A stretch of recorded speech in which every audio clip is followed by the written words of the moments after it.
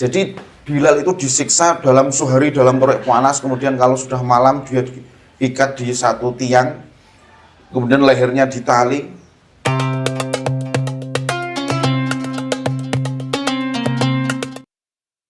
Teman-teman sekalian, episode berikutnya adalah tentang bagaimana Bilal bin Rabah itu dalam tanda petik membalaskan dendamnya.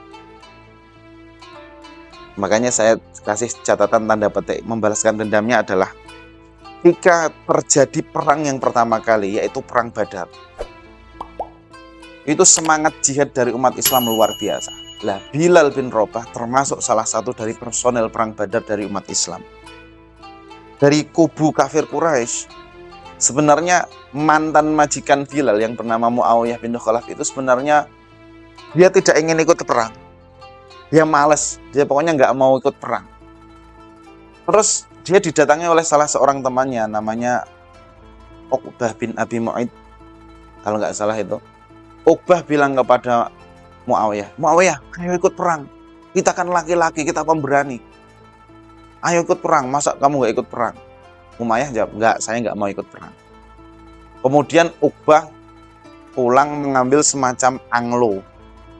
Anglo itu kalau tradisi Arab waktu itu adalah ya anglo yang digunakan untuk membuat asap yang berbau wangi yang digunakan oleh perempuan-perempuan Arab. Jadi asap berbau wangi kemudian untuk mengasapi tubuhnya agar wangi gitu.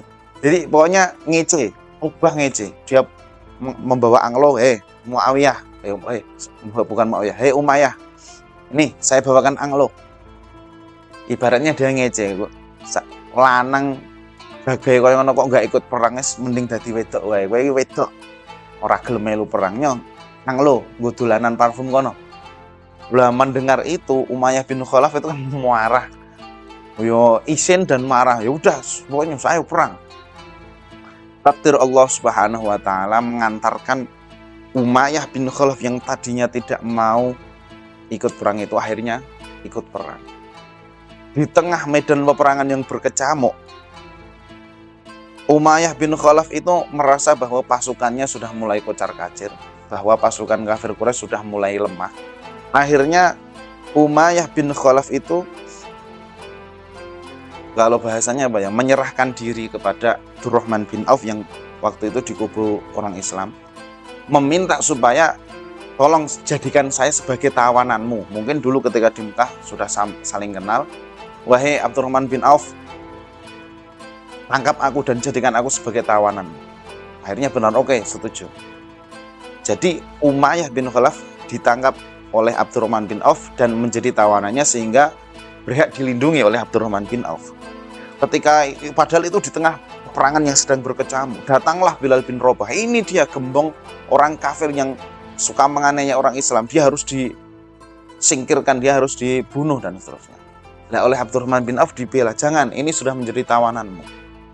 Bilal nggak terima. Dalam kondisi perang yang sedang berkecamuk seperti itu, darah sedang dialirkan, pedangnya Umayyah bin Khalaf masih basah dengan darahnya orang-orang Islam. Kok bisa-bisanya Umayyah bin Khalaf meminta perlindungan kepada Abdurrahman bin Auf pura-pura untuk menjadi tawanannya.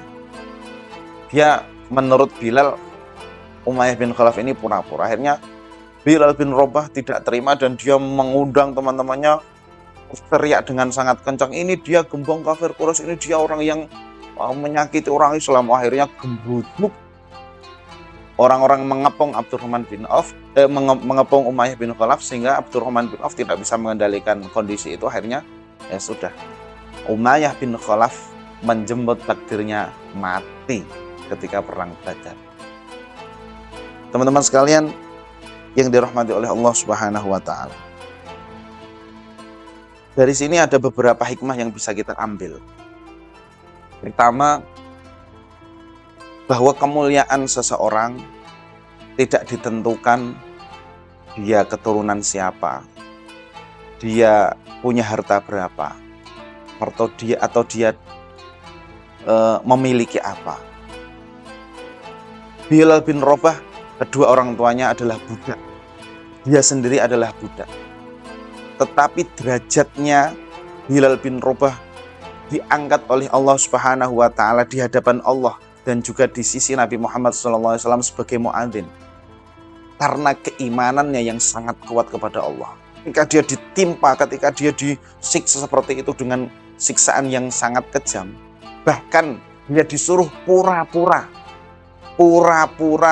keluar dari agamanya dengan mengucapkan salah satu nama Tuhan itu, dia tetap memegang teguh kata. Padahal kalau dalam kondisi nyawanya terancam, dalam fikih kan boleh seseorang dalam kondisi nyawanya terancam, dia boleh menyelamatkan nyawanya dengan pura-pura keluar dari Islam, dengan pura-pura. Tetapi Bilal tetap memilih lebih baik mati daripada menyebut nama berhala orang kafir. Itu menunjukkan betapa keteguhan iman seseorang, keteguhan dia dalam memegang prinsip itu tidak bisa digoyahkan. Ini spirit yang bisa kita ambil dari kisah Bilal bin Rabah ini, betapa semangat dan keteguhan dalam memegang prinsip itu tidak bisa digoyahkan oleh apapun, karena dia yakin ini benar, yakin ini yang terbaik, yakin bahwa ini yang hak, maka dia memegang meskipun nyawa menjadi taruhan. Itu pelajaran yang sungguh luar biasa dari sahabat Bilal bin Rabah. Pelajaran yang kedua yang bisa kita ambil adalah betapa orang yang mencintai Nabi Muhammad Sallallahu Alaihi Wasallam, dia akan mendapatkan penghargaan yang sangat tinggi dari hadirat Allah Subhanahu wa Ta'ala. Bilal ketika disiksa itu dia mengucapkan ahad, ahad, ahad, ahad. Lah kemudian ketika perang Badar itu tadi, itu ibaratnya kalau sekarang apa ya, yel-yel atau apa, yel-yel penyemangat gitu, yang digunakan oleh Nabi dan umat Islam, yaitu katanya Bilal bin Rabah tadi yang tepat. Jadi ketika perang Badar berlangsung, yel-yel yang digunakan, kalau bahasa, mohon maaf saya menggunakan kata yel-yel biar mudah dipahami, yel-yel yang digunakan itu adalah kalimat yang muncul dari seorang mantan budak digunakan sebagai yel-yel. Nek cara sekarang ya lagu nasional untuk menyemangati pasukan ketika berperang. Karena cintanya Bilal bin Rabah kepada Nabi Muhammad, sehingga Allah mengangkat derajatnya Bilal bin Rabah pada derajat yang sangat tinggi. Teman-teman sekalian yang dirahmati oleh Allah Subhanahu wa Ta'ala, berikutnya episode ketika Fathu Makkah, pembebasan kota Makkah. Ketika Nabi Muhammad bersama pasukan Islam yang jumlahnya sekitar 10.000 itu memasuki kota Mekah, kemudian menghancurkan patung-patung, menghancurkan berhala di sekitar Ka'bah yang jumlahnya sekitar 365 itu, tanpa menumpahkan darah. Di situ tampak betapa Nabi Muhammad Sallallahu Alaihi Wasallam menaruh atau ada sikap istimewa dari Nabi kepada Bilal. Ketika Nabi memasuki Ka'bah, Nabi mengajak Bilal. Dan saat itu juga ketika Fathu Makkah, Nabi memerintahkan Bilal untuk naik di sebuah tempat yang tinggi dan mengumandangkan azan. Allahu Akbar, dan seterusnya. Dan di saat itulah orang-orang di Mekah itu mereka merasakan syukur yang luar biasa. Masya Allah, kumandang azan Bilal bin Rabah menjadi tanda bagaimana Mekah dikuasai oleh umat Islam dan berhala-berhala di sekitar Ka'bah disingkirkan semua. Ketika kakinya Bilal bin Rabah menginjak-injak berhala yang sudah hancur itu, orang-orang kafir yang masih tersisa itu melihat pemandangan itu, dia sampai ada yang mengucapkan, wah, untung bapakku wis mati, ora weruh ana budak ngidak-idak Tuhan kita gitu. Maksudnya berhala itu kan sesembahan mereka, tapi setelah hancur hanya diinjak-injak oleh Bilal bin Rabah yang menurut mereka adalah budak gitu. Untung bapakku wis mati, ora weruh apa Lata Uzza Manata Hubal diidak-idak karo bubuk warnane ireng. Masya Allah, saking di antara mereka masih urung terima kalau berhalanya itu diinjak-injak. Tapi kemudian kan pada peristiwa Fathu Makkah itu, orang-orang kafir yang ada di Mekah itu kan mereka sudah pasang badan. Kalau Muhammad mau mengeksekusi kita sudah kalah. Dan mereka memang siap untuk dieksekusi ibaratnya. Karena perlakuan mereka dulu pada zaman jahiliyah itu, pada zaman sebelum Fathu Makkah itu mereka sangat keras terhadap umat Islam, sehingga wajar kalau misalnya hari itu Nabi mengeksekusi mereka. Tetapi apa yang dilakukan oleh Nabi Muhammad dengan rahmatan lil alaminnya, semua orang Mekah, orang kafir Mekah dimaafkan semua oleh Nabi. Sehingga Fathu Makkah kita bisa membaca di dalam Al-Quran, idza jaa nasrullahi wal fath wa ra'aitan nas yadkhuluna fi dinillahi afwaja. Ketika Fathu Makkah, orang-orang Mekah bondong-bondong masuk ke dalam agama Islam. Teman-teman sekalian, pada episode terakhir dari kehidupan Bilal bin Rabah ketika Nabi Muhammad SAW itu sudah wafat, Bilal bin Rabah memutuskan untuk tidak akan lagi mengumandangkan azan. Karena dia hanya diperintahkan azan oleh Nabi Muhammad, dan dia hanya azan kalau diperintah oleh Nabi Muhammad. Selain itu, setiap Bilal bin Rabah mengucapkan asyhadu anna Muhammadar Rasulullah, dia sudah nggak bisa berkata-kata lagi. Karena memori kenangan bersama Nabi Muhammad itu sangat kuat, sehingga ketika dia menyebut asyhadu anna Muhammadar Rasulullah, dia sudah nggak sanggup lagi. Nah, akhirnya kemudian Bilal pamit kepada sahabat Abu Bakar As-Siddiq, wahai Abu Bakar, Nabi mengatakan bahwa amal yang paling utama bagi seorang mukmin adalah jihad fisabilillah. Terus Abu Bakar, maksud kamu apa Bilal? Karena itu saya akan menghabiskan umur saya untuk jihad fisabilillah. Saya akan pergi dari sini, dari Madinah, dan saya akan ikut menjaga perbatasan di negara Syam, jihad di sana. Dari situ kemudian Abu Bakar, jangan Bilal, jangan pergi. Kalau kamu pergi nanti yang adzan di sini siapa? Itu tadi. Saya hanya adzan kalau ada Nabi Muhammad. Nabi Muhammad nggak ada, saya sudah nggak mau adzan lagi. Saat itulah kemudian